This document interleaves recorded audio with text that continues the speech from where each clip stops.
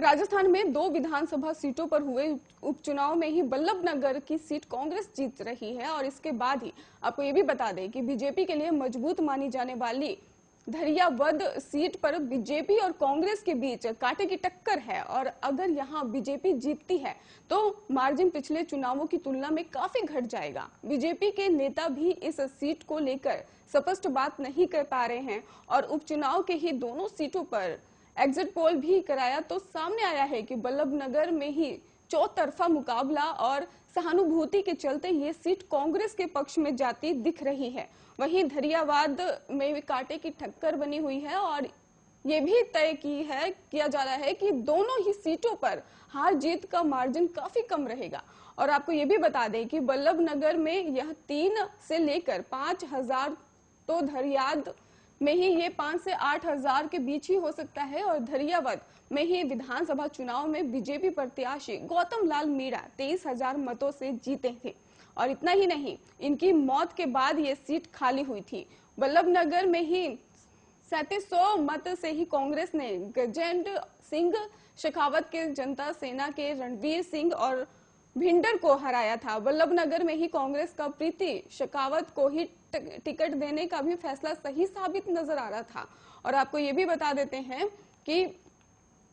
जो इसके लिए नुकसानदायक था वो साबित होता दिख रहा था और यहाँ बीजेपी इतिहास दोहरा सकती है क्योंकि बीजेपी के झाला जनता सेना के रणधीर सिंह भिंडर के राजपूत वोट काट रहे हैं। इसका फायदा कांग्रेस के प्रीति शेखावत को भी हो सकता है और आरएलपी से चुनाव लड़े उदय लाल डांगी ने भी सबसे ज्यादा बीजेपी फिर जनता सेना और कांग्रेस को नुकसान पहुंचाया है। इधर पूर्व विधायक गजेंद्र सिंह शेखावत के निधन से बनी सहानुभूति और उनके विधायक बनने से लेकर अब तक हुए कुल बड़े कामों के फायदा जो है प्रीति शेखावत को मिलता दिख रहा है और यहाँ सरकार बनने के बाद से ही अब तक बल्लभनगर का पंचायत समिति बनना, भिंडर में गर्ल्स कॉलेज शुरू होना और बल्लभनगर में ही सैटेलाइट अस्पताल शुरू होना और वो बड़े काम हैं जिन्होंने जनता को प्रभावित भी किया है। पानी की समस्या का स्थायी समाधान नहीं होने के चलते थोड़ी नाराजगी जरूर दिखाई दे रही है।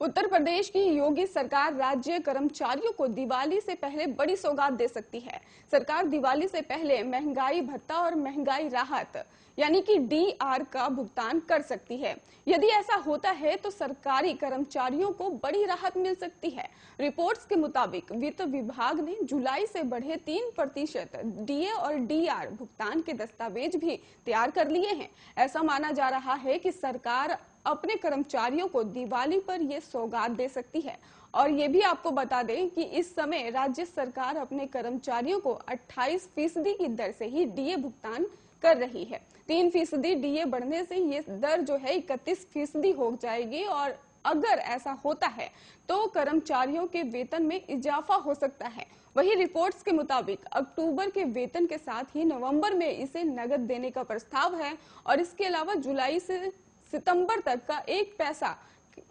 एरियर के रूप में ही या भविष्य विधि खातों और अन्य बैलेंस शीट के जरिए ही दिया जाएगा। और अगर यूपी में योगी सरकार ऐसा करती है तो लाखों पेंशन लेने वाले लोगों को काफी राहत मिलने वाली है। और जानकारी ये भी सामने आई है कि कर्मचारियों को 30 दिन का 6,908 रुपए बोनस मिल सकता है और वही बोनस का 25% भाग कैश और 25% जीपीएफ में भेजा जाएगा।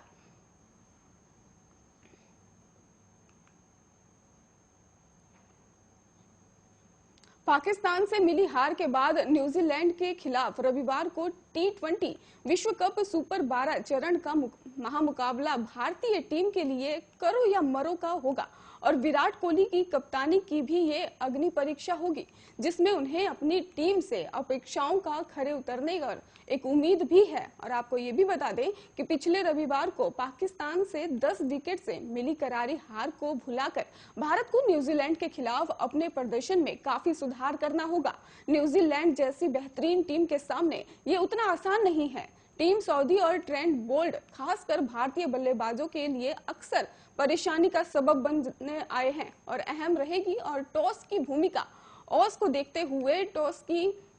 भूमिका अहम रहेगी। ऐसे में कोहली टॉस जीतकर ये सुनिश्चित करना चाहेंगे कि उनके शीर्ष बल्लेबाजों को ओवर्स के बीच ट्रेंट बोल्ट की खतरनाक स्विंग नहीं झेलनी पड़े, क्योंकि वो शाहीन शाह